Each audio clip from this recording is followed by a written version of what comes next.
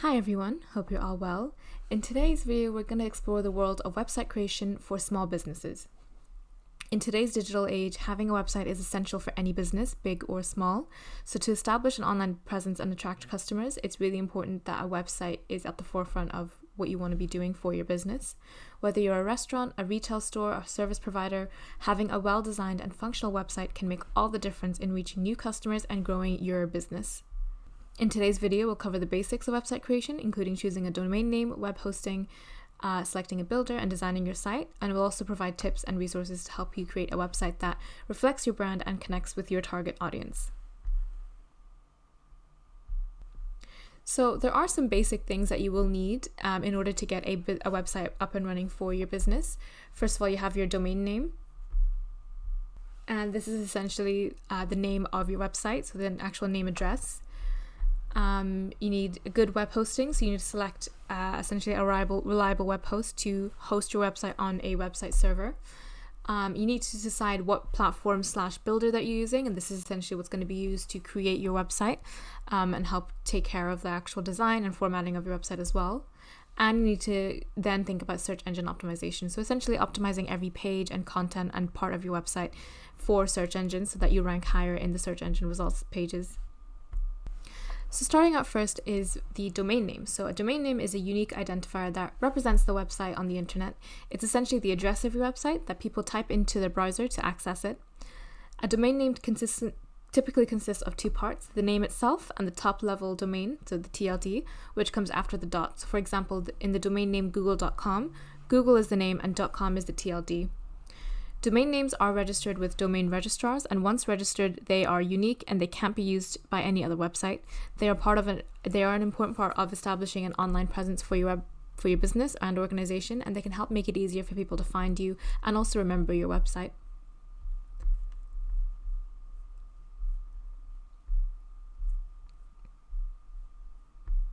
So having a good domain name is important for several reasons. One is for establishing brand identity.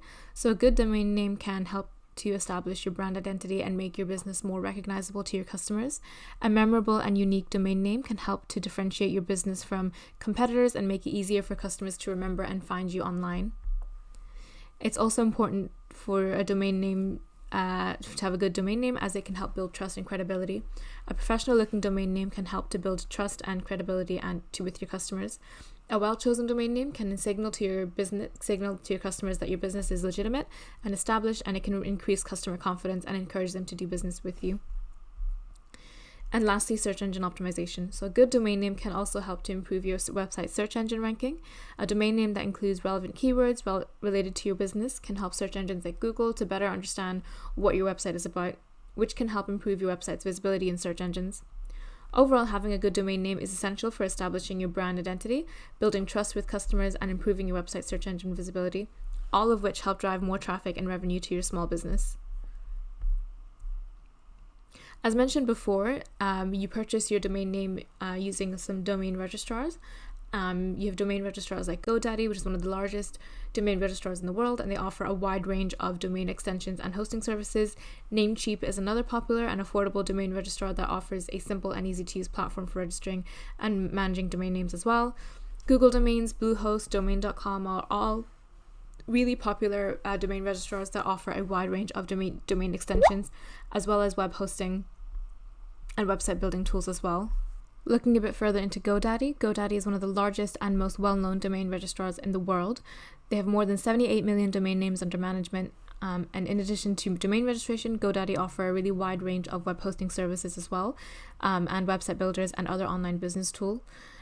They have really aggressive marketing campaigns, including like Super Bowl ads and other high-profile sponsorships. A lot of people appreciate GoDaddy's comprehensive suite of tools and services as well. Namecheap, on the other hand, is a slightly more affordable and customer-focused alternative to GoDaddy. Founded in 2000, Namecheap offers domain registration services, web hosting and web builders, and other online business tools at competitive prices as well. Namecheap has a really good reputation for excellent customer support and transparent pricing, as well as a commitment to online privacy and security. A lot of users appreciate Namecheap's simplicity and ease of use, and things like that. Overall, both GoDaddy and Namecheap are popular domain registrars with their own unique strengths and weaknesses. When you're choosing a domain registrar, it's important to consider your specific needs and priorities, as well as factors like price, customer support, and available domain extensions. To get started with buying a domain from either one of these, it's the same process for both of them, but you just go online to their website and you are just typing in the name of the domain that you want for your website. And you want to type it in exactly how you want to purchase it. So you want to make sure there's no spelling mistakes, there's no random letters or numbers, and you just want to kind of add the TLDR as well. And then once you're done, you just click on search. From here, you have one or two options. So if the domain is actually available, you'll be able to purchase it right away, and it will come up here as well that mymindfulness.co.uk is available to purchase. If, for example, you type in a website and the domain is not available, so if we go here, for example, so you can see this is how it shows up whenever the domain that you enter isn't available. So for this one, the domain is available, but the TLDR in that is not available. So it's available in the .com, in the .co.uk, but not in the .com. In this case, what Namecheap will do is that they'll give you some suggested results. So this will be something similar to what you already typed in, but maybe with a different ending, or maybe with a different wording as well. So it's up to you what you want to do. You don't have to just buy one domain. What a lot of people like to do is if they see the domain that they want in the different extensions, so that the .co.uk, .net, .org, you are able to just add all of them as well, and you can basically have full ownership of the domain. But once you've selected all the domains that you want, you just click on add to cart. And at this point, there are some add-ons that you can add to the domain name. So as mentioned before, domain registrars like Namecheap and GoDaddy have other web and business related tools that you can add, and one really important one is SSL. So this essentially is another layer of security to your site, and this is really needed if your site is going to be handling really sensitive data like passwords, credit card information, even personal information about the user. So you want to make sure that the site is SSL enabled. They also have web hosting. So as mentioned before, web hosting is another key tool that you'll need whenever you are starting off with your website, and we'll talk a little bit more about web hosting later on. But if you don't have these things already, then it is useful to have all of these tools under one service provider. That way, if there's any issues, they can easily help you with your support team, and you can manage everything under one dashboard instead of having one platform for your hosting, one platform for your SSL, one platform for your domain. So you can go through each of these and add each of them to your cart, and then once you're done, you just want to go onto the cart as well, and then start paying for your domain and anything else that you've bought. So the domain registration, you register them for a set amount of years. How long you can register for them, it just depends on what domain registrar you're using. Namecheap will allow you to register for as little as 1 year and as much as 10 years. I think it's the same for GoDaddy as well. But it just means then that you have ownership and you have the right to use that domain for the set amount of years that you are buying the domain for. And with GoDaddy and Namecheap, they have the option to auto renew. So whenever it comes close to your domain expiring, instead of it expiring and making it available for other people to buy, it'll just automatically renew using your own payment method. So you want to select the number of years that you have the registration for. What GoDaddy tend to do is that if you register it for a longer period of time, you actually get a bit of discount off it as well. So that's something else to look out for. But then once you're done and you've added everything that you want to add it, and then all you need to do is just click on confirm order, and then just type in, you need to create an account, and then just type in your payment method, and that is your domain purchased. And the same process is for GoDaddy as well, and most of these other domain registrar websites as well. When choosing a domain registrar, you want to consider your specific needs and priorities, and you also want to consider things like price, customer support, ease of use, and the availability of the domain extension that you're looking for as well. So the other thing that you need whenever you're setting up a website for your small business is web hosting. So web hosting is a service that allows individuals or business to make their website accessible on the internet. In simpler terms, web hosting is where your website files and data are stored and made available for people to access through the internet. Web hosting providers typically offer a range of hosting plans that vary in storage, bandwidth, and price. It's also important to note that there are different types of web hosting, including shared hosting, VPS hosting, dedicated hosting, and cloud hosting. And we have lots of videos about each of these types of hostings and comparing each of these hosting types as well, and also looking at popular hosting providers for each of these types of hosting if you want to check it out in our YouTube channel. But when you sign up for web hosting, you are essentially renting space on a server owned and managed by the web hosting provider. And this server is where all of your website files will be, and it's your web hosting provider that's responsible for delivering your website to visitors when they type your domain name into the browser. Web hosting is an essential part of creating and publishing a website, and choosing the right web hosting provider can have a significant impact on your website's performance, security, and uptime. Choosing a good web hosting provider is important for several reasons. One of them is for website performance. So a good web hosting provider can ensure that your website performs well and loads quickly for your visitors. This is especially important for businesses that rely on the website to drive traffic and revenue. It's really important for uptime and reliability, so web hosting providers can ensure that your website is available and accessible to visitors around the clock. A reliable web host should offer a high level of uptime, which means that your website is up and running most of the time without experiencing frequent outages or downtime. A good web hosting provider should also take security seriously and offer measures to protect your website from hacking attempts, malware, and other security threats. This is especially important if your website collects sensitive information from users like credit card numbers and personal data and things like that. And finally, a good web hosting provider should offer reliable and helpful technical support to help you resolve any issues or problems that may arise with your website. This can be especially important for small businesses owners who may not have the technical expertise to troubleshoot complex issues on their own. Overall, using a good web hosting provider can help to ensure that your website performs well, is reliable, secure, and is supported by a responsive and helpful technical support team. So a really popular web hosting provider out there is Bluehost. So Bluehost is a web hosting provider that has been around since 2003, and it's known for offering a range of different hosting plans that are affordable, reliable, and easy to use, making it a really popular choice for individuals, small businesses, and bloggers. So some of the things that Bluehost offer is shared hosting. So Bluehost offers shared hosting plans that are suitable for small to medium-sized businesses. And these plans are affordable and come with a range of features, including a free domain name for the first year, one-click WordPress install, and unmetered bandwidth. And you can see if you're on the shared hosting plans, they've got a range of different plans that you can choose from. And their billing schedules range from 12 months to 36 months. So it's up to you what billing schedule that you want to choose. They also offer VPS hosting. So Bluehost offer the VPS hosting, and that's also suitable for websites that have slightly higher traffic volumes or more advanced needs. VPS hosting provides more resources and greater flexibility than shared hosting, and allows for better website performance and customizability. And you can see the pricing here and everything that it comes with as well. They also have dedicated hosting. And different dedicated hosting plans as well, if you can see all the plans here. And this provides users with an entire server to themselves. And this type of hosting is suitable for websites with very, very high traffic volumes or complex requirements such as large e-commerce stores. This may not be necessary if your business is still quite small and starting out, if you don't have that much, and if you're still growing out your website traffic as well. So this may not be the most suitable option for your small business, but it is there for scalability as well.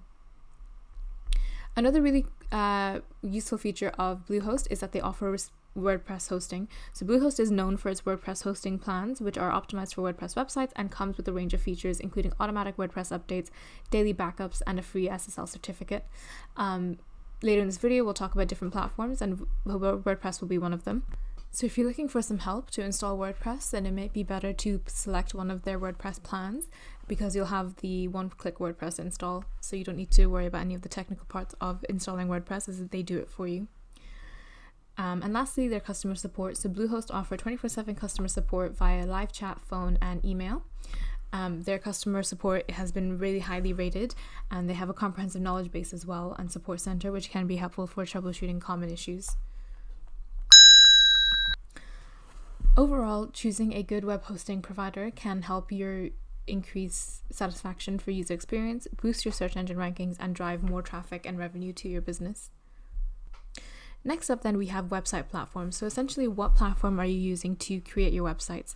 There are lots of platforms out there that range in terms of pricing, ease of use, functionality as well. We'll go over some of the most popular ones today, but there's loads of different things to consider when choosing a website platform.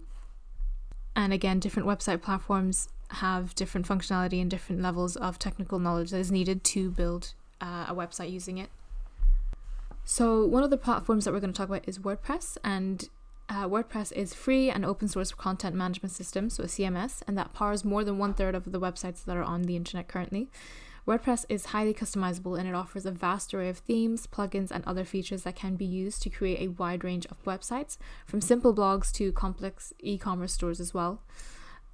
It can be used by anyone regardless of their technical expertise, and some of the features of WordPress is that it's quite easy to use. It's known for its user-friendly interface, which allows users to create and manage website content without any coding knowledge. Users can add pages, blog posts, images, and videos to their website with ease. WordPress is also really customizable, so WordPress offers a wide range of themes, plugins that can be used to customize the appearance and functionality of a website. Users can choose from thousands of free and paid themes, as well as install plugins that add new features and functionality. WordPress is also highly search engine friendly, so WordPress is built with search engine optimization in mind. It allows users to optimize their website for search engines by adding meta tags, descriptions, meta titles, and other SEO friendly features as well. WordPress also have a large community, so they have a large and active community of developers, designers, and just in general users who contribute to the platform. That means that users can find help and support and resources quite easily. And most importantly, WordPress have e-commerce functionality. So WordPress can be used to create e-commerce websites using plugins like WooCommerce, which allows users to sell products and services online. Overall, WordPress is a really versatile and customizable platform that can be used to create a wide range of websites, from simple blogs to Shopify to complex email stores as well. It's a user-friendly interface, it has customizable features, and SEO-friendly design make it a really popular choice for small businesses and bloggers and individuals who want to create a professional-looking website with minimal effort.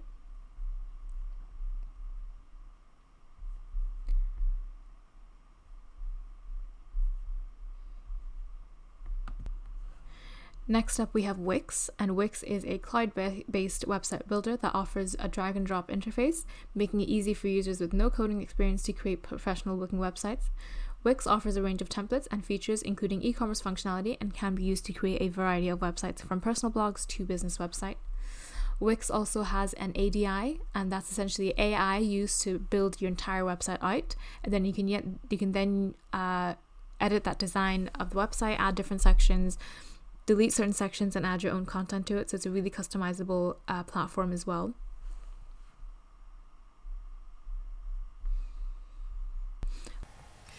So to get started, the first thing that you actually need to do is create a Wix account. So creating an account is free. All you need to do is go into the Wix website and click on Get Started. And just fill in your information. So either continue with email, or you can continue with Google and just set up your username and password with Wix. So once you've created your account, you'll be taken to the My Sites dashboard, and essentially all the websites that you create you can find in this dashboard as well, and you can separate it into different folders and kind of organize it that way. So to get started, what you need to do is click on Create New Site on the top right over here and follow through the instructions. So the first thing that they'll ask you is, what kind of website are you creating?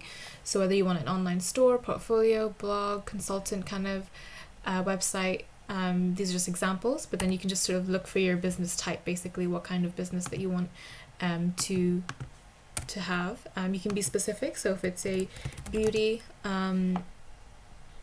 care product shop, beauty supply store, you can be really specific and just say what kind of product, what kind of shop that you're creating, and then you want to give it a name of your site.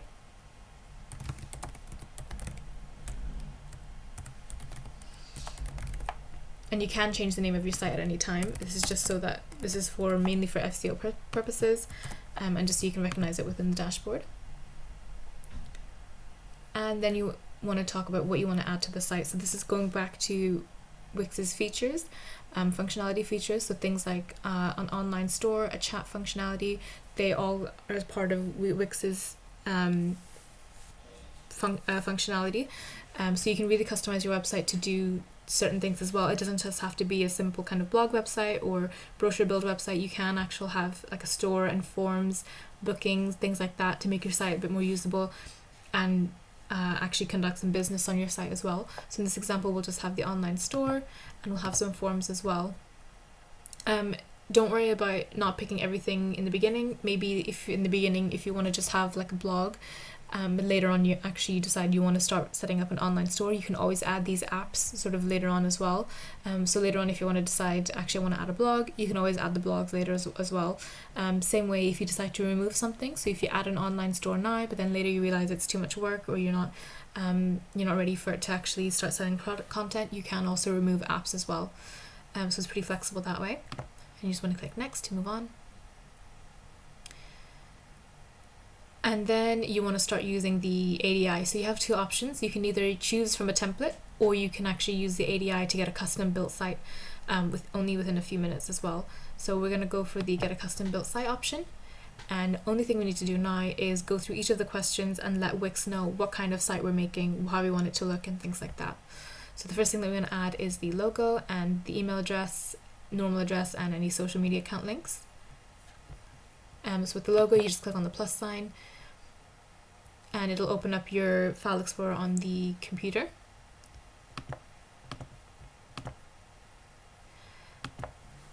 And then you just want to enter your email address and all the other kind of contact information as well, and any kind of social media links that you have.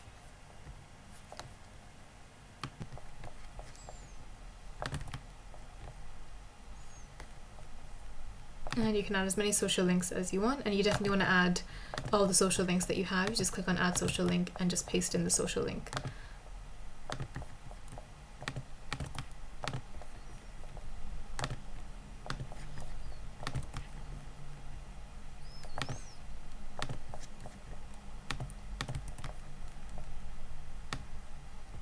And again, you just want to add in all the addresses and any phone numbers that you might have as well.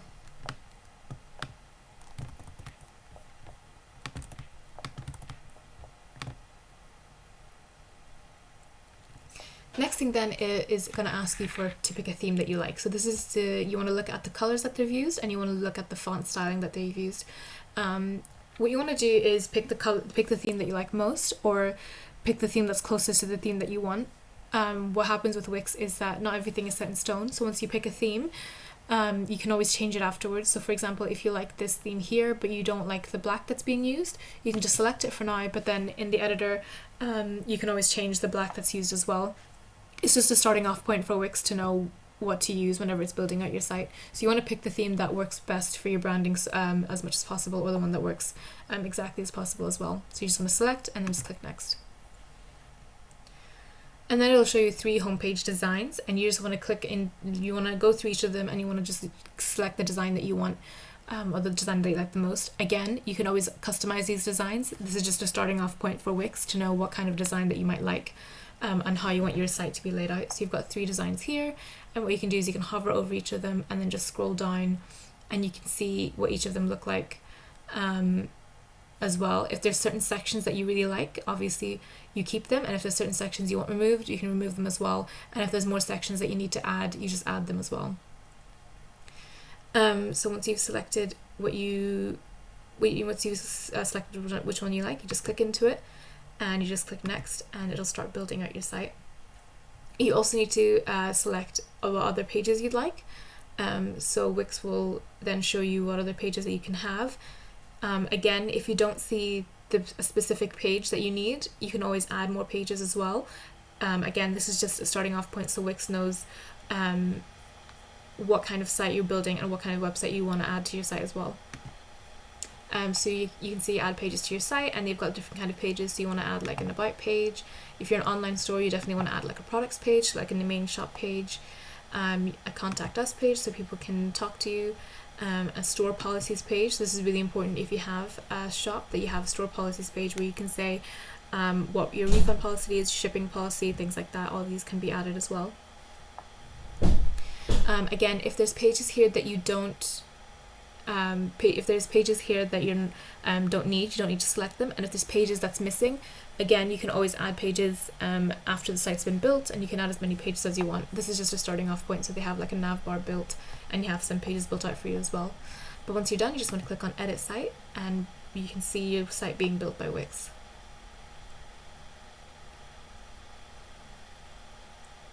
So this is the final design, and this is the final website. So you've got your homepage here, and this is exactly the homepage that we had selected in the beginning. And then you can see at the top we've got all the pages added as well. We've got all the social media links set, and we've got all the shop functionality all there here as well. So at this point there's different things you can do. Technically all the content here and everything that's been added you can use. So all these images, all the background images, the iconography, they're all things that are free to use, and essentially your site is ready to publish if you wanted to go publish with this now. But really what you want to do is fine-tune the design details. So if there's certain fonts that's being used that you don't like, if there's certain colors being used that you don't like, you want to change those. And then you want to go through every single page, every single section, and just change the content, update the imagery, update the content and things like that. So the way the editor works, so you have your actual page here. This is your website, but the back end, so this is how you would change everything. And then on the left here you have the actual options. So you've got the option to add elements. So every single item on your page, so like the heading, every single button, those are known as elements. So you can add additional elements to your site. You can add additional sections to your site.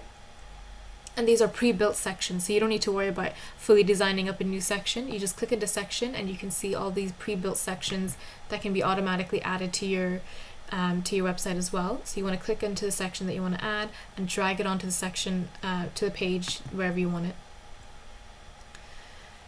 At the top you can see things like your nav bar. So this is essentially the domain where you can connect your domain. You can switch to mobile view. So if you click into this mobile toggle here, you can start editing your site in mobile and see what your site looks in mobile and make any edits that you need to here. So for example, the header is quite large, so what you want to do is just adjust the header here and just create a little bit shorter. It's important to note though, the changes that you make on mobile won't affect the items that are in desktop as well. So me shortening the height of that isn't shortening the height of that on desktop. It only shortens the height on mobile. Also along the top you have the pages, so you can switch between different pages this way. If you just click on the drop down and you just click into each page, you can just go in and look at the page that you have and make the edits if you need to. And then you've got the edit, undo and redo buttons at the top, and then you've also got the tools as well, so you can click on the tools that you want when you're editing. So you have the grid lines and you have snap to objects, so if you can get rid of these as well, and you can also add rulers if you wanted, and you can add different layers as well. You can also decide if you want to zoom in or zoom out the view, but it's up to you how you want to do that.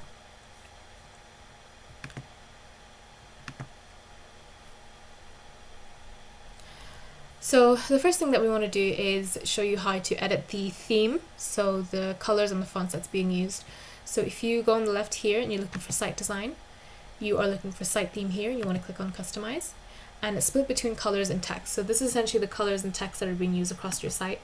So as you mentioned, every single section and every single thing on your site is known as an element, and every element that's on your site follows a style rule. So for example, every heading type, so this is a heading 1, the beauty store at your service, that's a heading 1, and all the heading 1s follow a specific style rule. All the heading 2 follows a specific style rule. All the heading 3s follow a specific style rule. So it's up to you how you want to decide how you want those styled. It just means then there's consistency whenever you're adding different paragraphs and you're adding different headings.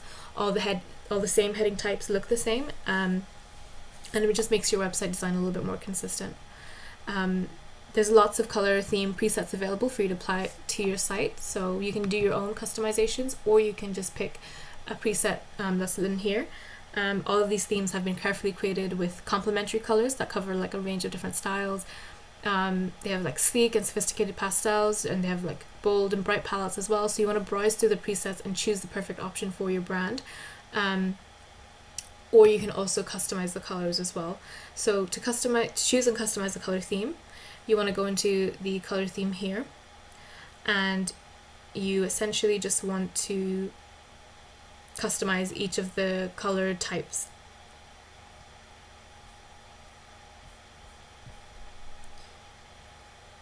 So as well as appearing on the color picker, your theme colors are used across your site in different ways. So you have color 1, and color 1 is used as background and text. So color 1 is used for background and text across your site, and if you've added Wix apps like the Wix stores, the Wix blogs, if you add those onto your site, those pages use the same background and text colors as well.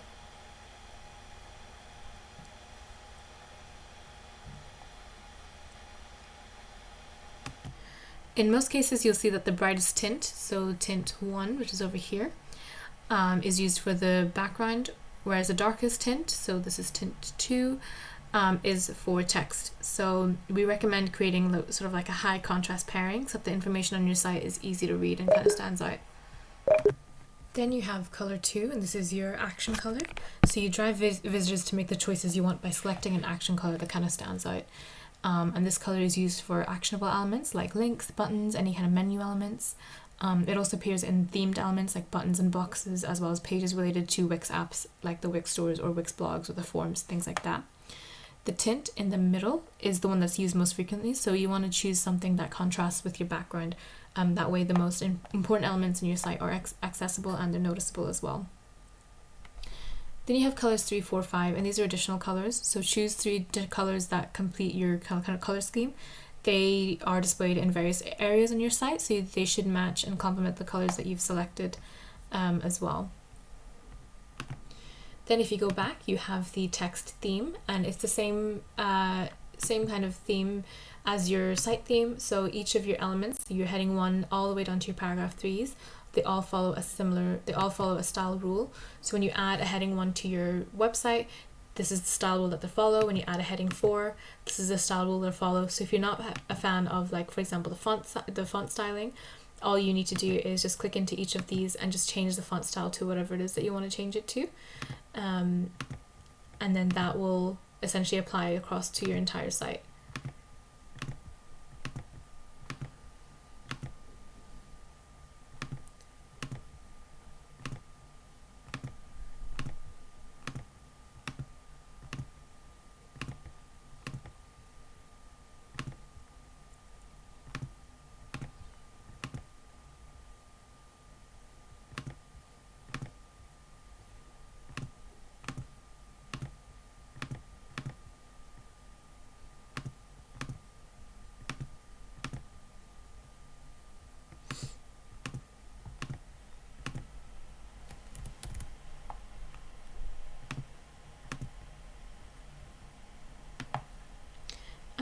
As you are changing, you want to make sure that you go through each of the pages and make sure everything looks good. So you can just change the sizing, change the layout of things, and then just drag and drop everything to where you want it. But yeah, the theme makes it really easy for you to customize every single part of your website without doing everything one by one. It kind of takes every part of your website and applies all the style rules. So now what you want to do is actually start editing your site to how you want it. So as I mentioned before, everything about Wix is drag and drop. So for example, if I wanted to add, say, a paragraph, so if we remove this, for example, if I wanted to add a paragraph here to add more content, what I'm going to do is, first I'm going to do is widen this section a little bit to make some space. So I'm going to click on this drag drop here, and you want to just click on this section, and then you want to widen this section as well, and you just want to make some space essentially. And now I'm going to drag on an element. So I'm going to add on a paragraph element. So I'm going to go into add elements, and then I'm going to go into paragraph, and I'm going to look for one of the paragraphs that I have, and we're going to click and just drag that to where I want it. And then just widen the box a little bit so there's space. And then you've got the content here. If you click on edit text, you can then change the alignment if you want to. You want to avoid changing the theme so much because as I mentioned before, if you add one of the theme styles, if you add the paragraph 1, if you change it to a paragraph 1 text, it's going to use paragraph 1 theme, so you don't need to change the styling so much. Maybe you might need to change the alignment, but I wouldn't change so much like the fonts or the font size. And then you can also, within that, you can type in the actual text that you want to add as well. So there's no coding required in order to add that paragraph. I just needed to look for the paragraph, make some space for it, and then drag it onto the page as well. As I scroll down, I can do the same for all of these sections. So I can, if I wanted to add, for example, a title here, what I'm going to do is, again, just widen the section that this product row is in. Click and drag that down a little bit, and then I'm going to add a title. So I'm going to go back into Elements, and I'm going to go into Text, and I'm looking for the titles text, theme text here, and I'm going to add one of the headings. And I'm going to click and drag that onto the section, and with the guidelines, I can sort of place it in the middle. You can see as I'm dragging it around, so this is now in the middle of the page. And then I'm going to leave it there. I'm going to click on Edit Text, and I'm going to type in the title I want for this section. So I'm going to call it Bestsellers, and I'm going to make sure that the products here are the best-selling products. And again, I'm just going to make sure that's all centered, and just make sure it's all spaced out nicely. And yeah, so you've got the intro here, then you've got a little bit of the title and some products here. And you just want to keep doing that for every single section. If there's sections here that's missing some content, then you want to add that content. If there's sections that doesn't look great, that you want to change it, you can do that as well. And you just want to go through each of them and just make sure that it looks exactly how you want it to look as well. And as you're adding things, you want to also make sure that when you switch to mobile, it still looks good on mobile. So things like the section here. So obviously this section is, with the paragraph, it's a bit too high. So I'm going to click into that little paragraph. And I'm going to click in and just make sure that it's scrolled down a little bit.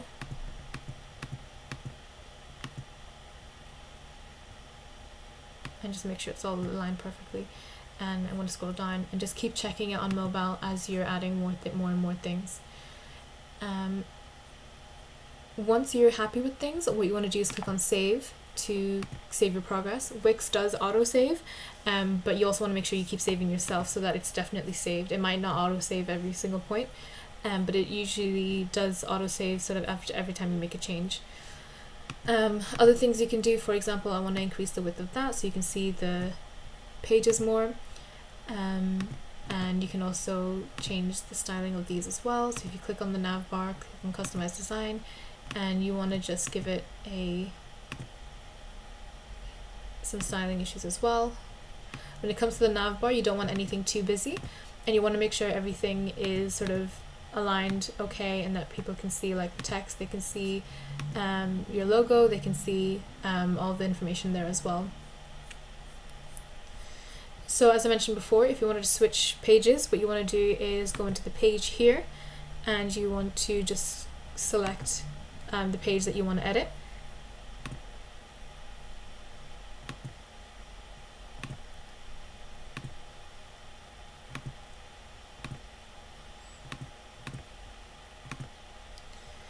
And you can see now I've switched to the About Us page, and we've got the About Us page content.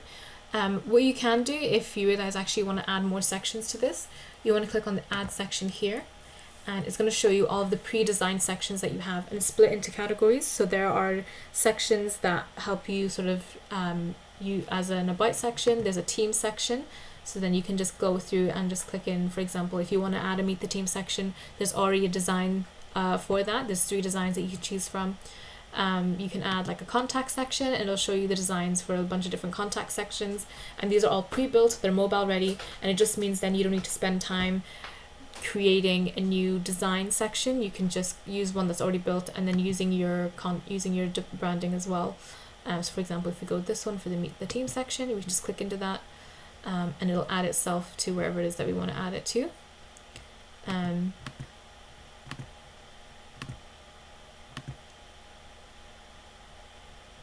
And what we're going to do is change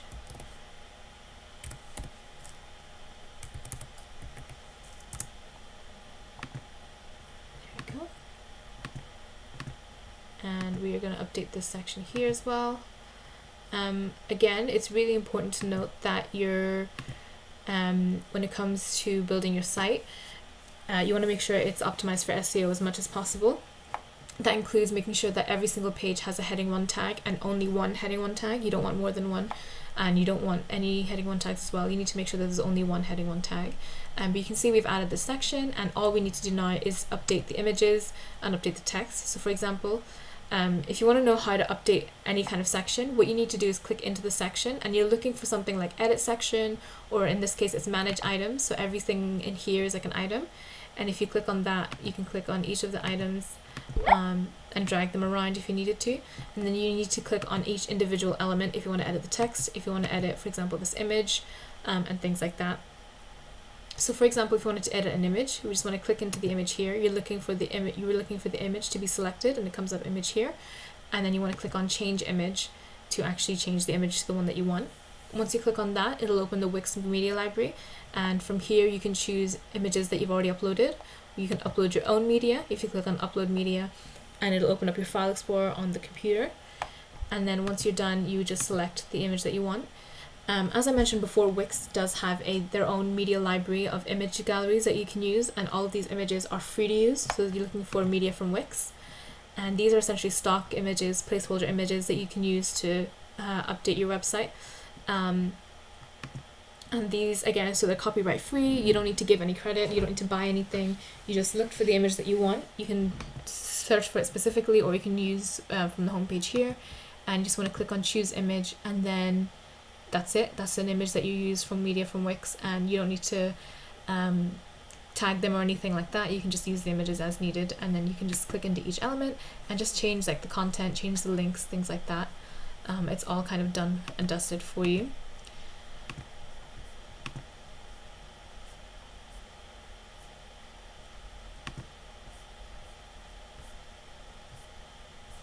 And then once you're done, you just want to click on save.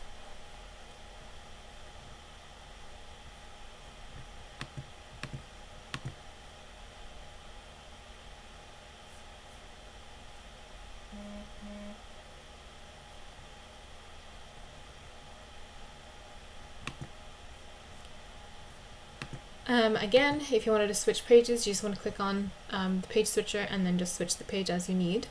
And what you can also do is add pages. So for example, you have all these pages that we selected from the ADI builder questions, but if you wanted to add another page, say for like our history page or any other kind of page really, what you want to do is click on manage pages, and you're looking for add page. And what you can do is you can add a completely blank page, or you can go through some of the page templates and you can basically just pick from one of the page templates, so you're not just building a whole new page from scratch. And then all you need to do is just select the page that it is that you want to add and just like the look of the most, and then you can just change the layout of it as well. So for example, if we go with this one, I'll use click add page, and you can see it's added its page here. You want to make sure that you give it a name, and then you can just click here and do name, and then you can see it's being added to the nav bar. You can always change the placement of it by clicking into sites and pages and just changing the order around, but essentially it gets automatically added. And then all you need to do in this section now is just change all the content, add images, add videos, things like that. So it's very kind of user friendly and all of that as well.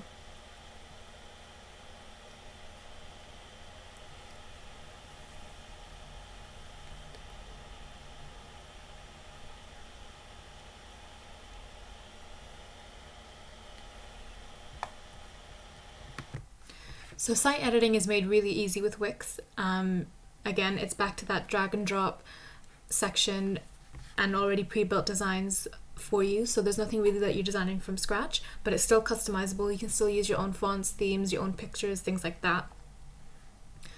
When it comes to things like editing the products and any blogs, that's usually done on the dashboard. So if you go back to the Wix site dashboard, you'll see some other tabs, for example, for products lined up on the left. So you can see on the left you've got your store products, And the really good thing about Wix is that when it comes to their store products, you only need to set it up in the back end. You don't then need to go in the front end and set it up there. You just need to add all your products, whether they're physical products or digital products, variable products or whatever it is. Add all of the details like the name, description, the price, any images, all of that gets filled in on the back end just over here. And it's all very kind of laid out for you as well, so very kind of laid out with the text, so you know exactly what you're filling in and things like that. And then once you click save and you publish the event, or then you publish the product, it's already added to you on the front end, so you don't need to actually edit the front end of the site as well. You can just have the front end of the site ready to go with all your content and just add all the products, add all your blogs on the back end as well. So as mentioned before, Wix is mostly free. So Wix, the actual builder is free to use, adding in all the platforms, adding in all the apps, they're free to use as well. Payment usually starts to come in when it comes to actually publishing your site and putting it live. So right now the site is just saved, it's not live yet. If we click on this publish button, your site will then go live. And by that it means users can see it with a link and Google can start indexing your site as well. So if we click publish, it'll start saving all your changes and it'll start putting it live, and you'll get this message here that says, congratulations, your site is published and live online. As mentioned before, Wix does have a completely free option. With the free option, you can host your site, you can have your site, you can design your site exactly how you want it with all the images, add all the products and things like that. They have paid versions of their plans and they have the free versions of their plans. So with the free version of the plan, just to kind of show you, the two main caveats that you'll find with the free version of the plan is while you'll have your site kind of ready to go with a link and easy for people to kind of access, the first thing that you'll notice is you don't get a custom domain. So the domain is made up with Wix branding, so it'll be the name of your account, .wixsite.com / the name of the store, or / the name of the site that you gave it in the beginning. And the other caveat is that there are ads are placed around your site. So you can see on this website here, obviously we've got the site exactly how we designed it, but then at the top of the site, that's on every single page of the site at every single point, is the Wix ad at the top. And again, so depending on your budget, the free site might be the way to go. However, if possible, you definitely want to think about removing the ads, choosing a plan that has the ads removed and also allows you to have a custom domain. The reason why it's important to have a custom domain is a domain like this is not easy to remember for users, and it doesn't fit well with your branding as well. So you want to make sure that you get your own domain, and you can buy that through Wix, or you can buy that through any other domain provider and connect it to Wix. That's also an option.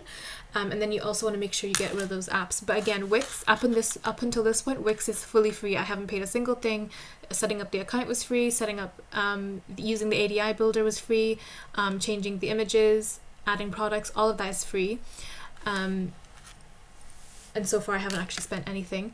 The other thing to note is that if you have something, for example, that makes people want to either take payments onto your site, then you want to make sure that you have some payment methods set up. But the only way to really take payments on the site is to use one of their paid Wix plans. So Wix have a few Wix plans, but not all. But if you have the free version, you're not allowed to take payments. So this goes for if you have a shopping facility. So if you have this kind of shop section here, people can view your products, they can click into it and read more about your products. They can add it to the cart if they wanted to. However, they can't go ahead and purchase those products because you don't have any payment methods set up, and the free plan doesn't allow you to take payments just yet. So you need to upgrade to a higher paid plan as well. The good thing about Wix Payments is that they have a range of different plans to kind of suit your business needs and to suit your budget, and they have one of the most affordable hosting plans that there are when it comes to hosting your website. To have a look at their hosting plans, what you want to do is just go into your dashboard again, and you want to click on upgrade. Or if you click on home, you want to go into upgrade, and it'll show you the different plans that they have. So the plan is split into three. You've got basic website plans, business and e-commerce, and you've got enterprise plans. So with the business plans and the website plans, they'll show you some actual plans, and then with the enterprise plans, this is more of a call to action to request a call with Wix. If you have a very large scale business and none of the pre-made plans you think will work for you, then the enterprise plan just gives you the opportunity to actually speak to a Wix representative, tell them about your business needs, and they'll be able to give you a custom plan that suits you a bit more. So that's a really flexible option if you want that. Then the other options then are the basic website plans and the business and e-commerce plans. It's important to note, so if you have any kind of functionality where you want to take payments on your site, whether that's payments for your products, payments for any events that people can book for, then you need to have a business and e-commerce plans. The business and e-commerce plan will let you actually take payments. If you have a standard brochure build website where you just have forms and you just have contact forms and things like that, or blog, then a simple website plan will be fine. And you can see the different amounts each of these plans go for. So you have the most expensive, which is VIP, and then you've got Connect Domain, which is the most basic, and it's also the cheapest. So when it comes to the most basic, this essentially will allow you to connect a custom domain. So if you have a domain bought, or if you want to buy a domain, you can, and then you can connect it using the Wix custom domain plan. The only problem with this one is that you still get the Wix ads. So the ads that I shown you earlier, they still have. So for that reason, I don't really recommend the Connect domain, but you can if you're really on a budget. It's not the worst thing. The most important thing then is to actually have your custom domain in there. And then you have the next plan up then is the combo. So again, you get the custom domain, but this one is will give you the ad-free version of it, so you won't get any ads with this one. So it's slightly less cheaper than the more expensive versions, but you do get the custom domain, and you do remove all the Wix branding as well. Next thing you have the Unlimited and the VIP, and these are two of the more expensive plans. With all these three, the VIP, Unlimited, and the combo, you do get the custom domain, and you remove the free Wix branding. The main difference between these three plans though is the storage space and the amount of bandwidth that you get. So bandwidth being essentially the performance, like the speed of your website basically. So the more bandwidth that you have, the faster your website would be. So with the VIP and Unlimited, with the VIP and Unlimited you get an unlimited amount of bandwidth, and with the combo you get the 2 GB, and Connect Domain is the 1 GB. And then you have the storage space as well. So the storage space is the highest in the VIP section, and the combo has 3 GB. So depending on how big your website is, and this could be, and things like the amount of pages, the amount of products, the amount of imagery, all of that adds to your storage space. So depending on how big that is, you might need to go for the 10 GB, you might need to go to the VIP, or you might need to go for the combo as well. Everything else is more or less the same. And all of them have and the main difference between the VIP as well, as opposed to all of them, is that you get priority customer care. So all of them come with a 24/7 customer care, and Wix's customer service is actually really good. You can phone or email them, or you can phone or create a ticket with them at any time if you're having issues with your account, any billing issues, domain issues, even with issues using the actual editor. And Wix will get back to you via phone or through the support ticket, and anything else that you're having trouble with. So all of them have the 24/7 customer care, but with the VIP you just get seen to a lot quicker. So that's the main difference between all of them. And again, what's important is you might not actually understand, how much storage space that you might need.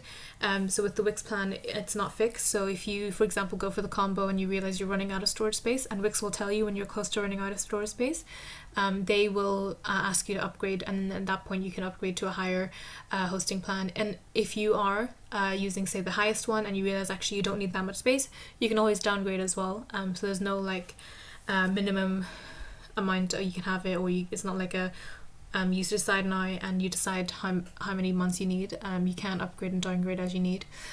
So again, if you have a simple brochure build website, some blogs, portfolio, you're happy enough, you can just use the website plans. If you are taking some form of payment, then you need one of the business and e-commerce plans. And these plans are a little bit more expensive than the website plans. So their cheapest plan is £15, and their most expensive plan goes for £27 a month. And with all of them you get everything that's included with the basic website plan, so the custom domain, no branding, things like that. The main and the other things then that you get is the amount of storage and bandwidth as well. So all of them have unlimited bandwidth, but the storage space, as you can see, is a lot more. And then obviously with the business VIP you get the priority customer care.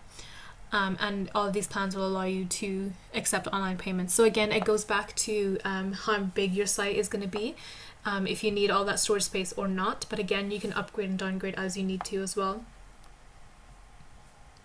If you scroll down, you can sort of see even more kind of features that they have. And if even at any point you're not sure what plan to go for, you can always get in contact with Wix, and they can sort of talk you through what each of their plans would be for, and you can let them know what you need a Wix plan for as well. But essentially, you just want to pick one of these plans. Once you've selected a plan, you just click on select, and you want to go for one of the billing cycles as well. So you can do £18 every month. So you can do like pay for monthly. The problem with paying for monthly is that it tends to be a lot cheaper if you were to buy one of the yearly or 2-year ones, and also with every single plan that you have for the business and e-commerce, and also the basic plans, apart from the Connect domain, you get a free domain for 1 year. So if you haven't got a domain yet, what you can do is you can purchase a domain while you're purchasing a hosting plan. Pick one of the basic billing plans, and you want to make sure they either go yearly, 2 years, or 3 years. And then you get a free domain voucher, and then you can use that to have a 1 year of 1 year free of a domain purchase. So once you're done, you just click on you enter your card information, invoice details, and then you just pay for your hosting amount basically. Once you've filled in your details, you just want to submit your purchase, and then that is your site hosted on a Wix platform with the ads removed, and then the only thing you need to do then is connect your domain once you have it. So there you go, a very brief kind of overview on using the Wix ADI builder. Using Wix is a really fast option, and it's great for people who don't have any kind of coding background whatsoever, but they need a website, but maybe it's not in their budget to hire out someone to build a website for them, or to use any kind of custom theme as well. It's a really good kind of option to do that. As your website grows, as your company grows, you might find that Wix might not have enough resources to support your website, in which case that's maybe the time to look elsewhere. That will include more costs, but hopefully your business will also be growing at that point, and your budget for a website and web development will kind of increase with that as well. But in the beginning, in the meantime, it's definitely an option worth considering, especially when you consider how easy the ADI is to use and how it is basically free to start using as well. Another platform to build your website on that's also suitable for businesses, particularly e-commerce businesses, is Shopify. So Shopify is an e-commerce platform that makes it really easy for small businesses to create and manage online stores. Shopify offers a range of templates and themes, as well as integrations with popular payment gateways and shipping providers, making it a popular choice for businesses that want to sell products online. Similar to Wix, it'll start asking you about your business and what your needs are. So the first thing that it'll ask you is which of these best describe you. So I'm just starting out as a business, or I'm already selling online or in person. You would just select whichever one whichever one goes with you. Then it would ask you for where would you like to sell. And this is so it gets the functionality right. So an online store, essentially online with Shopify, an existing website or blog. So if you already have a WordPress website or a Wix website or any kind of website, you can add a buy button to the website, and that'll take them to Shopify. So that means you can manage everything with Shopify, but your website will be elsewhere. You can also buy through social media, online marketplaces like Google or Amazon, in person as well, or you can say I'm not sure. For this example, we'll just do a fully online store. And then it'll ask you if you want to sell your products through dropshipping. So dropshipping just means that you're not storing the inventory yourself. So whichever one works for you. If you're not sure, that's also an option. And this one we'll just select no. And you have an online audience or following. So this is to do with your social media, your YouTube, Instagram, Twitter, things like that, where you can sell to them. And this will help you sort of connect to those audiences as well. Next, it will ask you to name your store.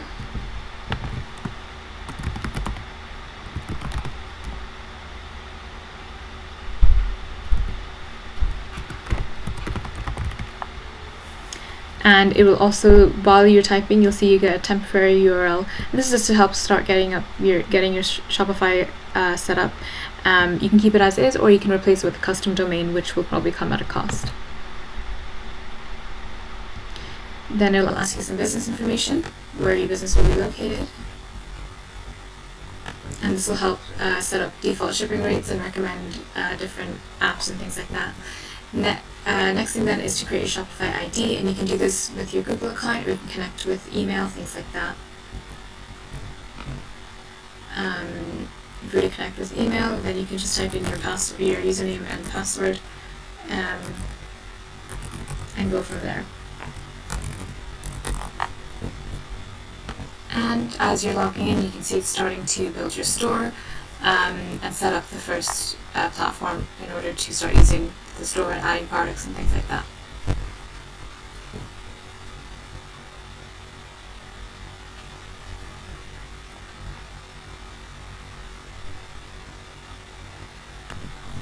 Now that Shopify is set up, you'll be taken immediately back to the dashboard. So this is essentially the dashboard, and it's pretty handy. It gives you a full setup guide, so it tells you step by step what you need to do. So things like adding your product, adding your brand assets, customizing your theme, adding the custom domain, and then finally setting up Shopify payments. And the final thing you need to do then is to pick a plan in order to finally launch your site. Just to give you an overview, so you have your dashboard here. This is the store that you have. Any other stores that you can have that you build with Shopify will, under the account will also be in this drop down here. So you can switch between stores if you have more than one store. Then you've got your home, and this is the dashboard here. Then you've got the orders tab, and within this tab is where you'll have all of your orders will show here. So things, and these are all types of orders, whether they're failed, completed, in progress, refunded, all types of orders will be done here, and it's separated into drafts and abandoned checkouts. So if there's any orders that don't go through, so for example, people will browse and they add to their carts, it tracks whether or not people continue with the checkout process or whether they've left their baskets. And then you can do things like personalizing your messaging to allow yourself to kind of send emails to customers who have items left in their basket. You can give them a discount code, or send an email to try and recover that sale, basically. The next thing then is the drafts, and these are draft orders for when you manually take orders. This is for if you take orders over the phone, email invoices, collecting payments. You can create your own orders by just clicking create draft order. Then you've got the products dashboard, and this is split into inventory, transfers, collections, and gift cards. So the actual products tab is the actual products, is where all your products will go, whether they're draft products or in-stock products, things like that. They'll all be here. Inventory, transfers, they're all part of the products dashboard. Inventory being the amount of stock you have left, and then you've got transfers, and this is basically where you can track your incoming inventory from suppliers and business locations. You don't have to use this, but it might be useful for businesses if you have the incoming transfers like that. Then you've got collections, and this is another way of saying categories, so you can categorize your products into different collections, and that's how you would assign products to a different page as well. So you've got your home page, and you might have products that you want to be shown on the home page, and you might have a product dedicated to all the clothing items. You might have a category dedicated to the retail items, things like that, and you can have a page for all of them, and then it allows you to create sort of product conditions as well. And you can set up gift cards if you want to offer either issue a gift card or you want to let customers buy a gift card. That's also an option as well. The customers tab is everything to do with your customers, so you can add customers manually, but it'll also add customers who have purchased from your store, and that way you can keep track of if someone's been buying from your store for a long time, or if they create multiple orders, or if they have particularly large orders. You can keep track of that as well. Then you've got the analytics tab, and this kind of helps you keep track of things like total sales, sessions, so how many visitors are coming over to your site and how long are these sessions, so from like how long are they staying on your site, returning customer rate. It analyzes all of that traffic for you, which is really good because it's all in one place, in one big dashboard, and you can do reporting and live view as well. And finally, the marketing tab. This is more of a reporting feature that you can use the analytics, and you can do it from a certain date range, and you can see like your top marketing channels and things like that. So Shopify are really good for that kind of analytics feature because it all comes in one dashboard.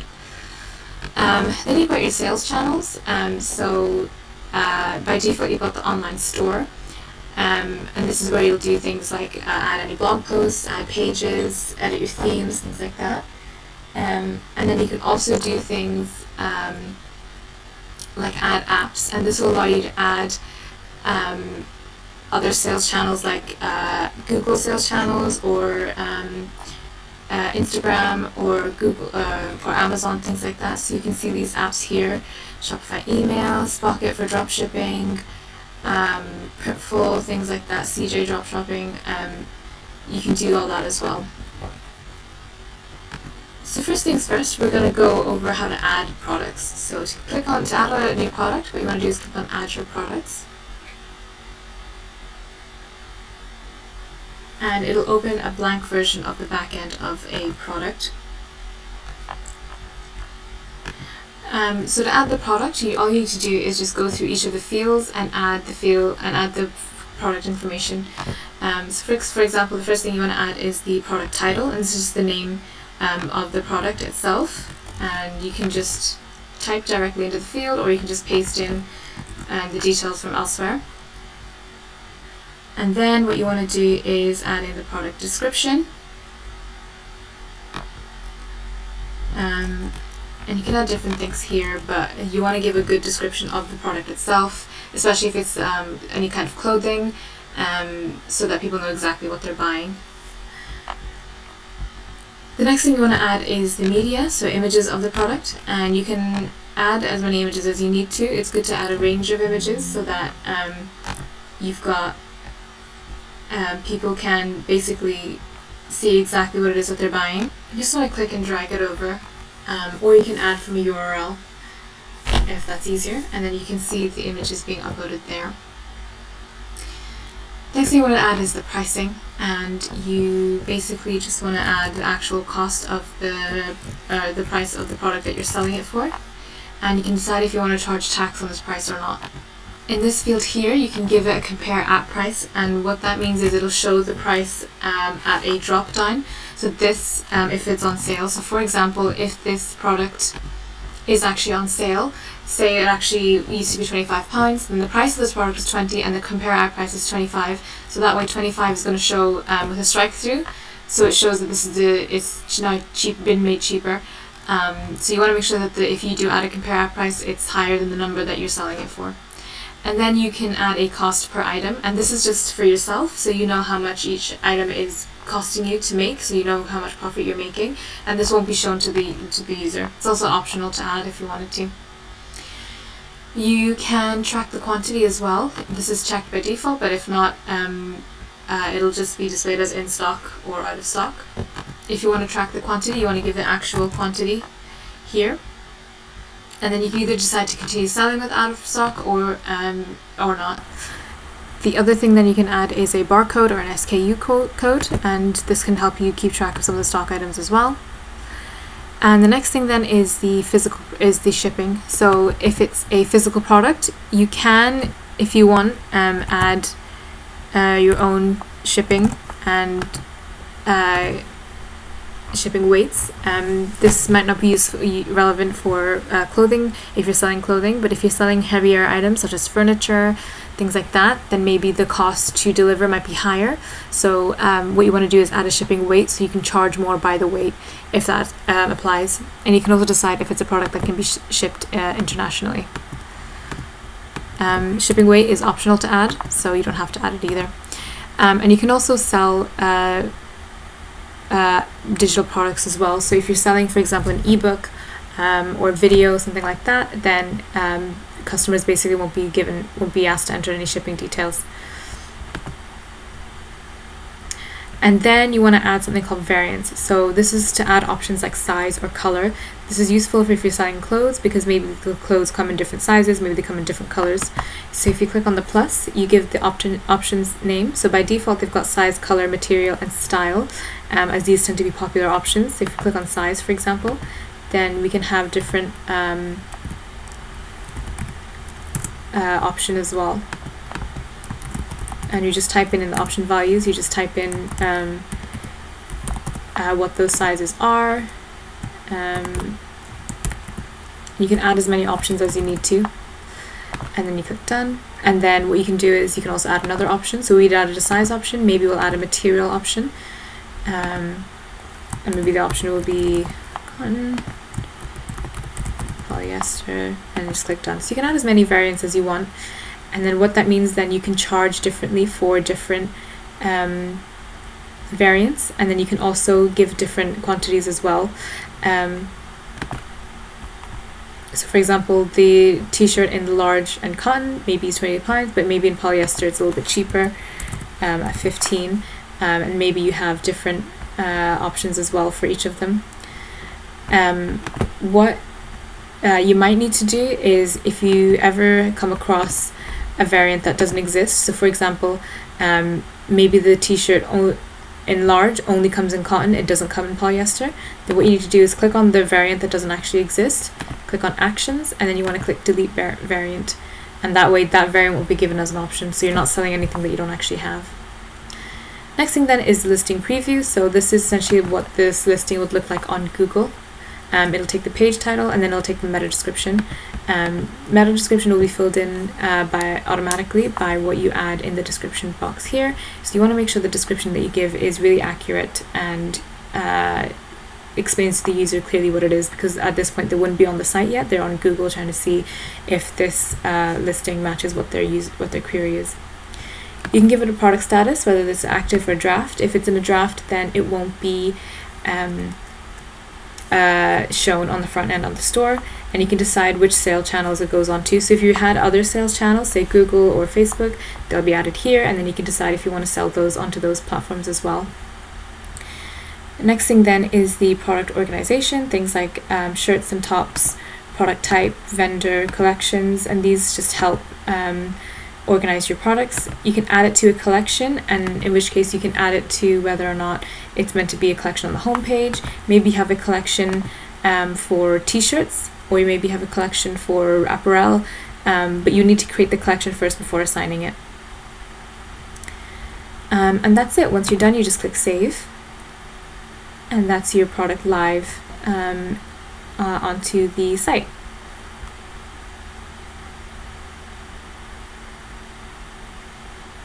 And you can see the product's been created now. If we go back to the products dashboard,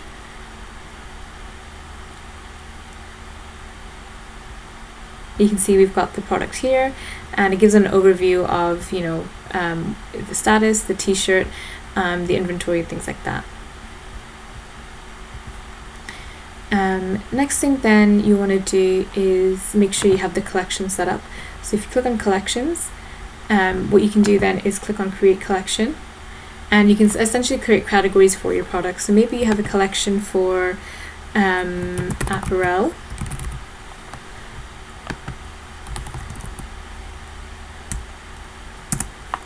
and then you've got description, and you want to give a description of the of this collection as well. So what kind of products are you selling in this collection? You can type it in directly, or you can just paste it in. The next thing then is the collection type. So how do you want to add products to this collection? You can do it manual, so you can manually add these products just by assigning the collection when you're creating the product, or you can do it automatically. So if a product meets a certain condition, then it'll automatically be added to apparel. So for example, if the product tag is equal to apparel,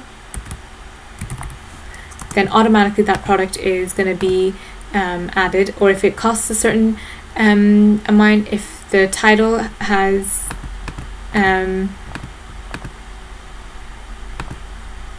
a certain, or if the product tag or the product name is a certain word, then it'll automatically add itself. And you can do it if it matches all conditions, if you have more than one condition, or any condition if you have more than one condition.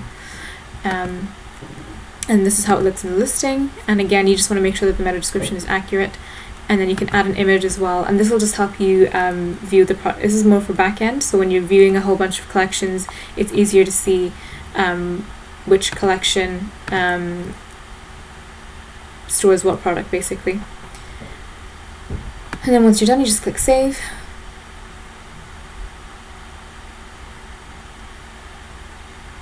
And that's the collection saved as well. If you go back to apparel,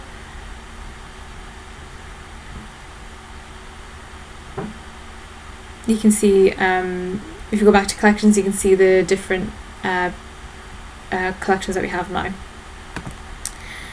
The next thing you want to do is actually edit the store. So if you come down to this store tab here, you'll see all of the store options. So to actually view the site under the online store, you want to click onto this icon here, and it'll show you the site with the theme that you currently have. So you can see you've got home, we've got this image banner, and then you've got the products that we added and things like that, all added here.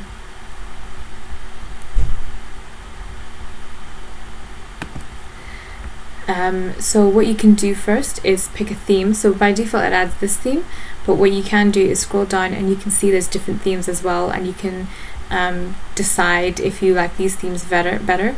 They show a few here, but what you can do is you can also visit the theme store and you can pick free. There's also some paid themes which are a bit more premium, but they also look really good as well.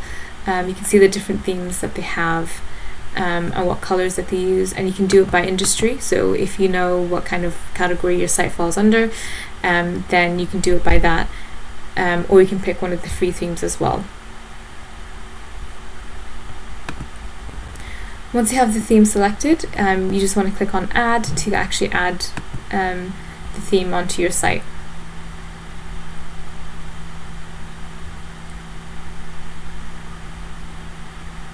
And it's installing the theme now.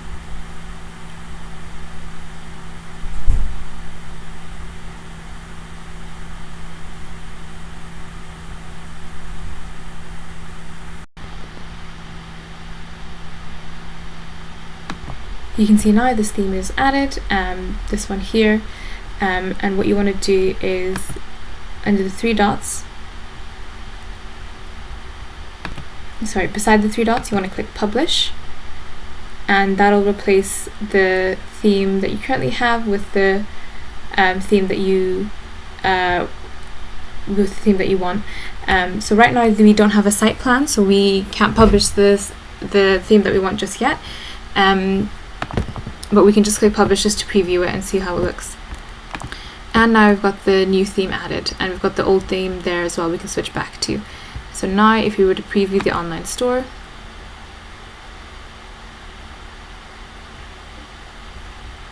we can see we've got all the changes made, we've got the collection, and we've got some images here. So what we want to do now is actually edit some of the pages, mainly the home page. So what you want to do is go back to themes, and then what you want to do is click on customize.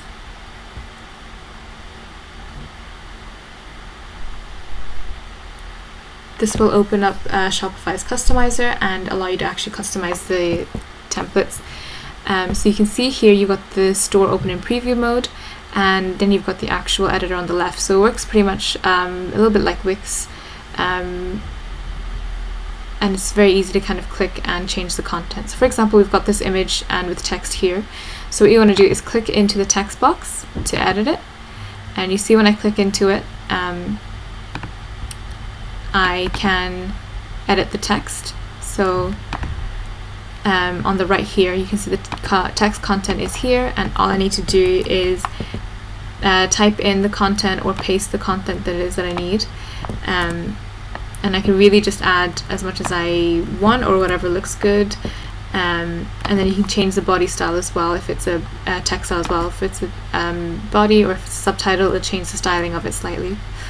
And you can do this with most things. So you can either click on the section here, or you can use this navigator on the left, so you can see each widget is listed out, and then what you can do is you can click on each widget. So for example, this button here, and then you can see what I can change. For example, I can change the button label, I can change the link, things like that. I can link to, for example, pages, and it'll then ask me to select what page. It doesn't list the home page in this example just because I'm already on the home page and it won't link to something that's already there.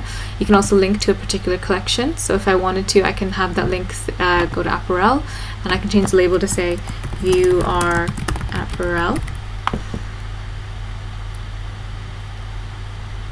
And that you can see that gets changed on the website as well.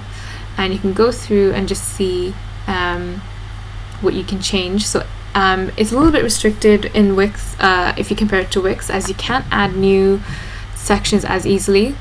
So what you can do is you can add sections just over here, and you can decide if you want a pre-designed section, whether that's a collection list, a contact form if you want to blog post, things like that, but you can't build your own sections. You can, however, take existing sections and edit them. So for example, this part here, maybe I want to add some more content. So if I click on this text here,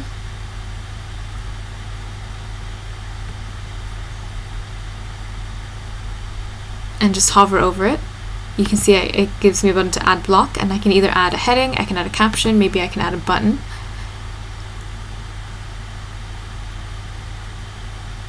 And you've got this one here, so you've got it's added a new button for you, already styled, and all you need to do is add all of the content. So maybe you want to link this to an About Us page, and you want to link the button onto a page. It's really important that you create the pages first so that you have something to link to afterwards. So it also means that you can change anything in the nav bar as well. So for example, if I were to change the nav bar, the header, and I click into it, you can see the header is what I've selected now, and I can change essentially if we click on header on this one here, and I can change the menu. So right now the main menu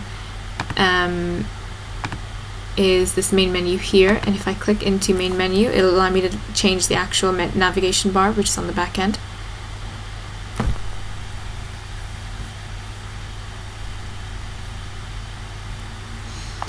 So that's taking me to the navigation bar here.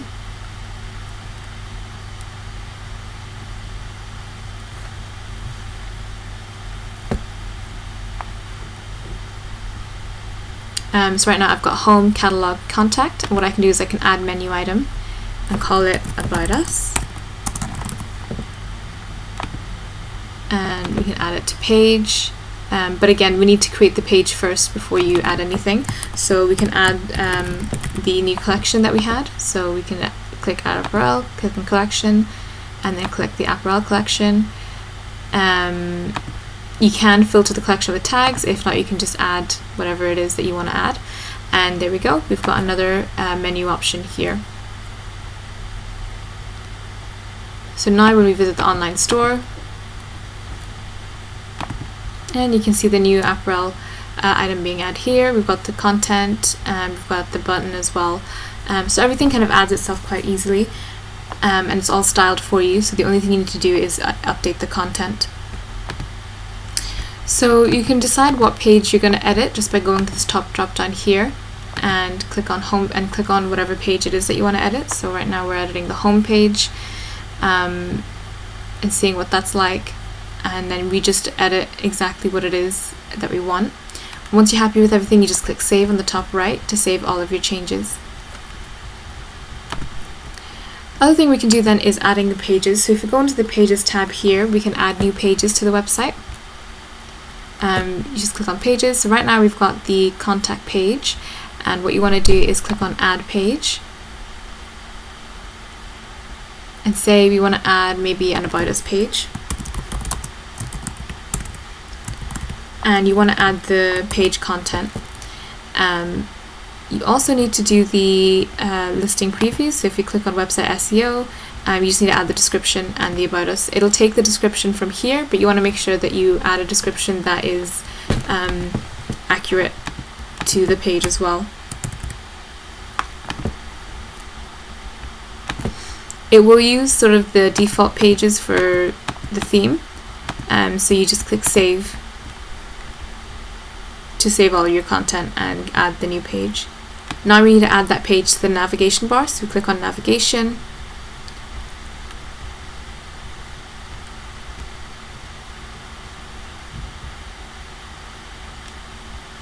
And you want to click on main menu because we want to add to the main menu that's in the nav bar.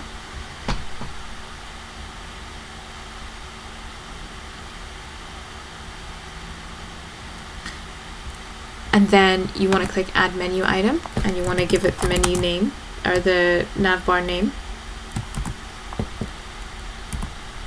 And then you want to add the link, so you want to go into pages, and you want to click on About Us. And just click add. And you've got the link added now, and I want to move that up slightly, just below home.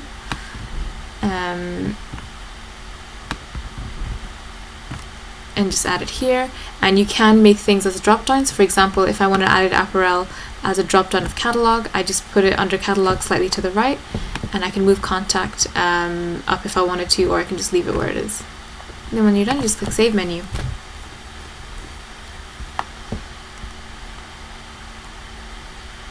If you go back to the setup guide, you can see that we've added our product and we've customized the theme. Next thing we want to do is add a brand asset. So these are things like your logos and your colors, things like that. So if you want to add a logo, you just click on the brand logo here and just click on upload image to upload a new logo.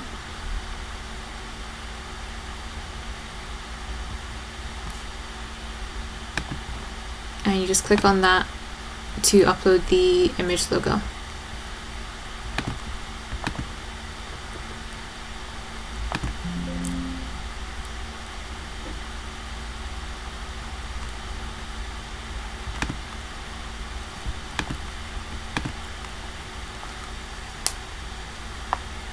And you can see the image just uploading itself here, and then once it's done, you can just select that and click done.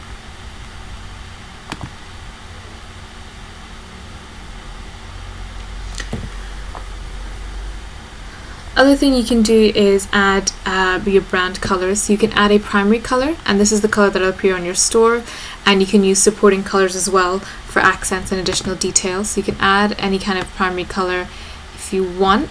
You can use the color picker, or you can use the color, or you can use the hex code if you already have it. And you want to give it a contrasting color as well for any secondary colors. And then once you're done, you just click save. Next thing you want to do is set up your payments and shipping and delivery. So to set up your shipping and delivery, you just want to go into the shipping and delivery tab here. And you want to set up all of the delivery options that someone can have. So for example, one of the shipping rates is you want to manage for all your products. So these are your general shipping rates. So you want to click on manage to choose where you're going to ship firstly.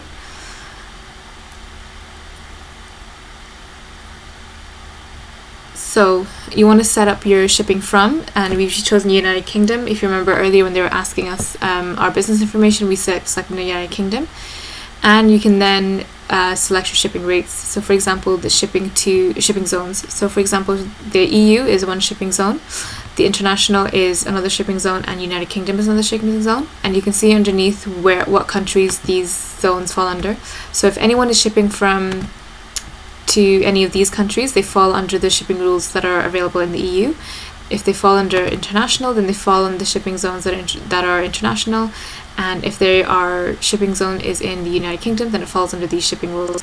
And you can update these as well. So for example, with the EU one, if you click on the three dots, you can edit the zone to add or remove certain countries if they don't apply. You can also delete the zone altogether if you don't ship to that zone. And the next thing you want to do then is add any rates. So one of the rates, for example, is standard international, and it gives you like the price and the transit time, things like that. To add a rate, you just click on add rate, and you can either set up your own rate, or you can use carriers or apps to calculate the rates. But if you want to set up your own rate, you want to essentially give the transit time. Maybe that's custom flat rate, or if it's economy international, 10 to 15 business days. And then you want to add the product conditions as well, or the pricing as well.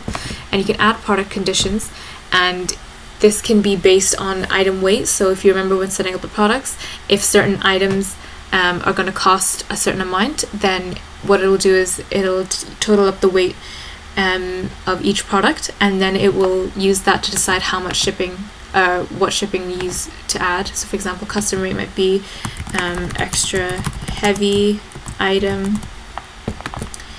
and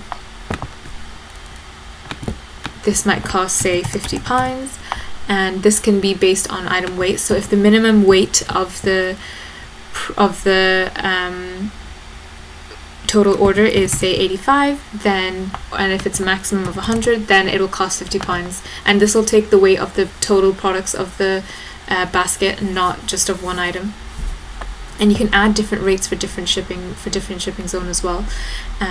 There are then countries not covered by shipping zones, and those, if anyone were to type in a shipping zone within those countries, then they'll just come up with a sorry, we don't ship to this zone message.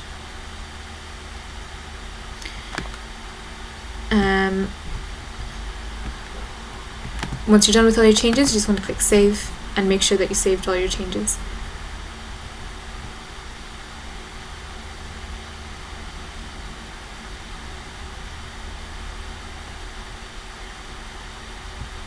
Next thing you want to do is add, if you wanted to, is set up local pickup.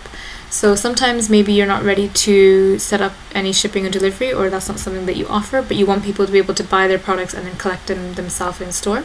What you can do is go into local pickup and click into this option here. By default it'll say it won't offer, but then all you need to do is look for the location, so shop location, and then click this location offers local pickup, and then you just want to give the rules. So these will show the rules at checkout.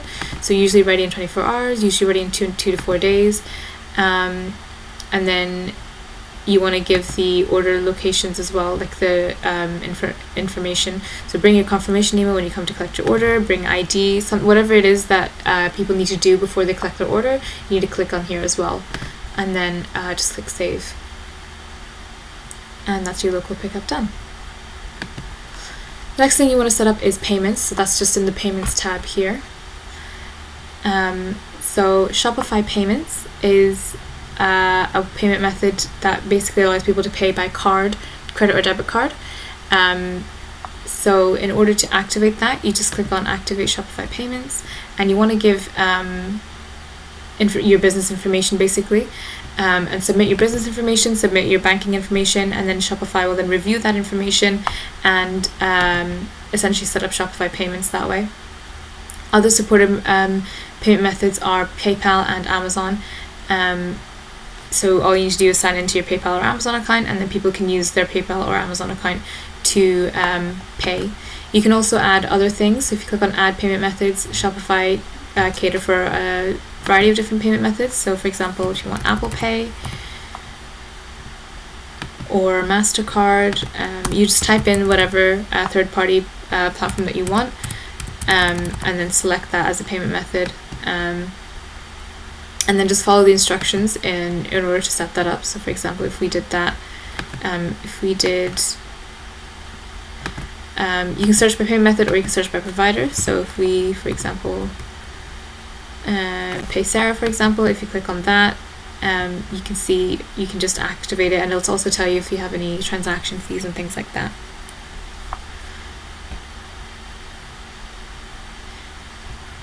The next thing you want to select is the plan. So this is once all of your products have been added and all your site is set up and you've got locations, things like that. The next thing then you want to do is set up a plan. So you go into plan here, and right now to tell you the plan that you're currently in. Right now we're in the trial, and we have 2 days of that trial left, and we have no payment methods. So what you want to do is click on choose plan,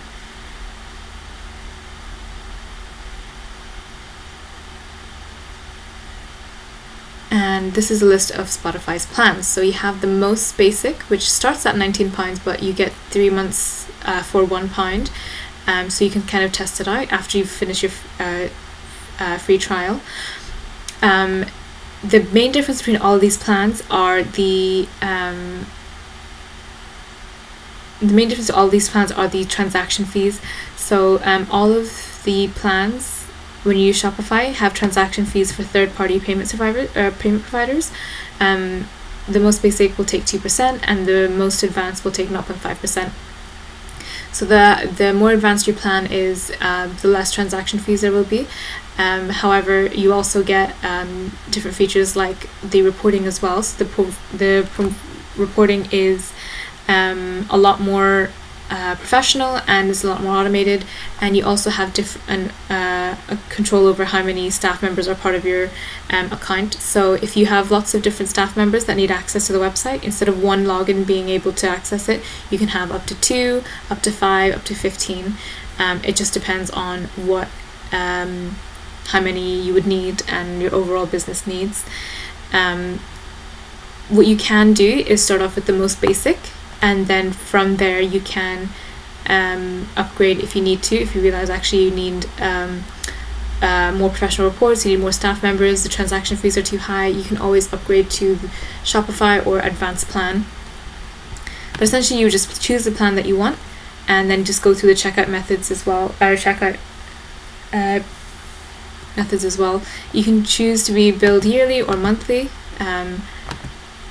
It's recommended with yearly because then you get the free plan as well.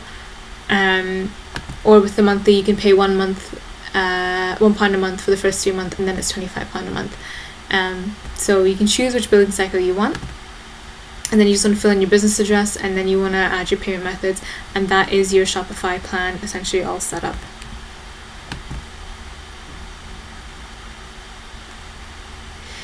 The other thing that you might want to do is add a domain. So this, you can buy a custom Shopify domain through Shopify itself. So for example, if you type in whatever domain that you want, if it's available, Shopify will say it's available.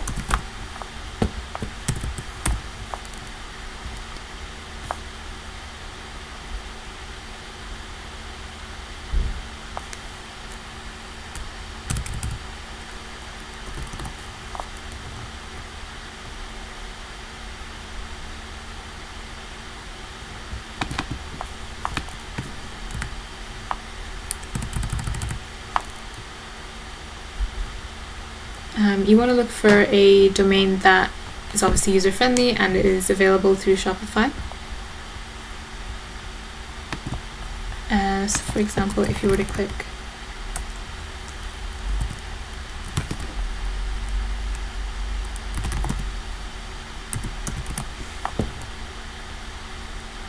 it'll show you the most popular, and it'll show you other extensions as well, and it'll show you the price. So for example, the one that I just typed in is $17 a year. So it's actually unavailable, so it's already been bought, but it'll show you other extensions as well that are available, and you can show Next 10 as well. You can buy a custom domain, or you can stick with the domain that Shopify already gave you when you first started. So if you click on domains, this is the domain that we currently have. You can keep that, or you can just create a new one. You can also connect an existing domain. So if you already have a domain that you bought through, for example, GoDaddy, Namecheap, 123reg, all you need to do is type in the name of the domain that you have, click next, and then it'll show you some instructions to verify that domain. So for example, you want to click on follow settings,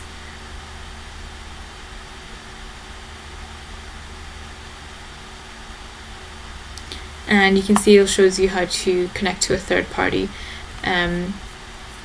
domain, either by video or you can read through the text as well.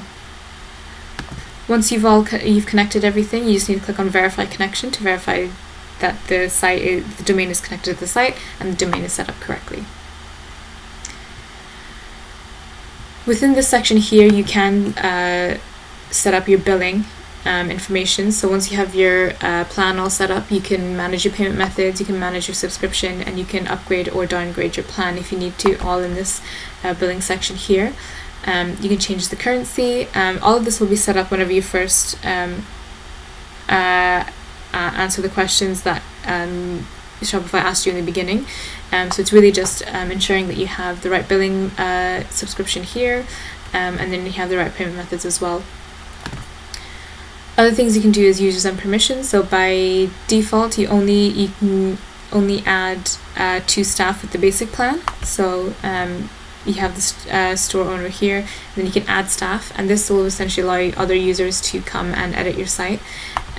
You can, if you click on add staff here, you just need to give them their first name, last name, and their email, and then you need to set up their permissions. So by default you can select all, so they'll have access to everything, but maybe you only need them to edit the online stores, so you just give them access to the online stores, or maybe they're allowed to add in the products, so you can really customize what people can use and do on your site to make it a bit more safer and make it a bit more easier to give access to your site. Transferring ownership. So right now this site is under under the account that we set up, but we can transfer ownership so it's under another person's account if that's something that you ever need to do. If you go into store details, you can see this is where you'll update your store details, and you can update sort of like the industry if you want to update the basic information as well. And you can do something like update the order ID format, so this will basically be shown on the orders page, so you can customize your ID by giving it a prefix or a suffix, and the IDs will be added that way. So you can really customize how you present the site to customers as well. Other thing that's important is the notifications tab. So this is essentially what notifications will be sent. Things like the order confirmation.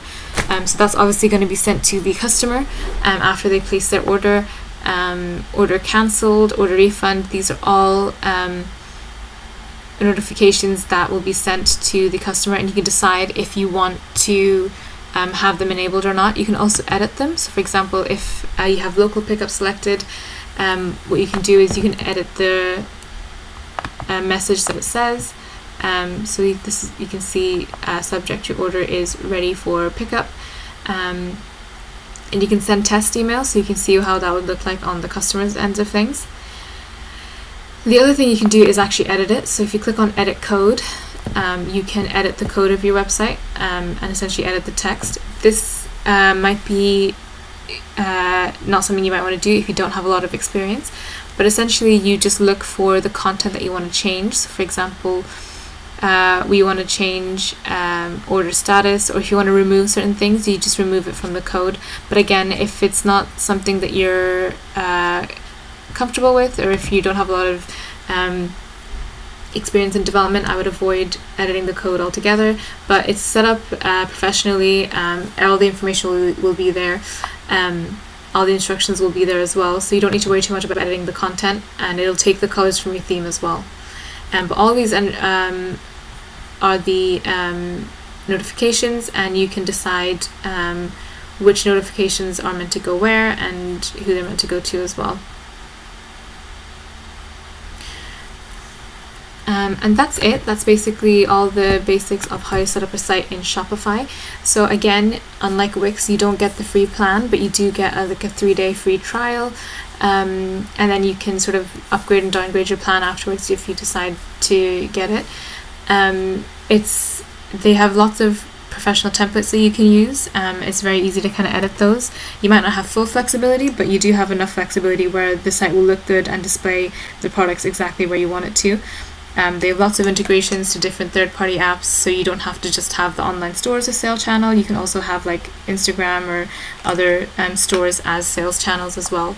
So it's really good in that sense.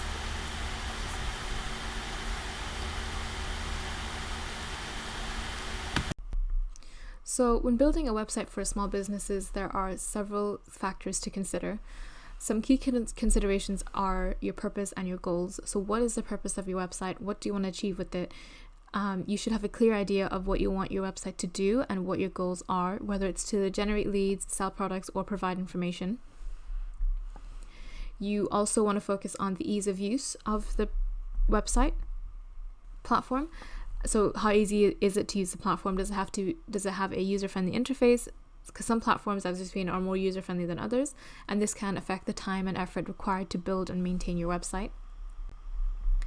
You also want to think about customization. So how flexible is the platform when it comes to customization? Can you customize the design and functionality of your website? Some platforms offer more customization options than others.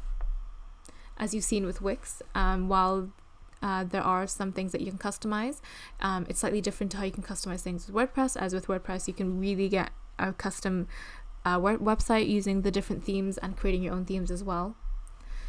You want to think about cost. So what are the costs associated with using the platform? Are there ongoing fees or hidden costs?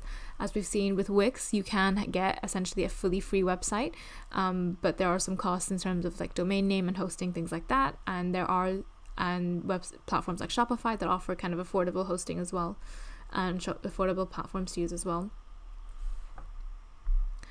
And lastly, you want to think about the technical knowledge and support. So what kind of support is available for the platform?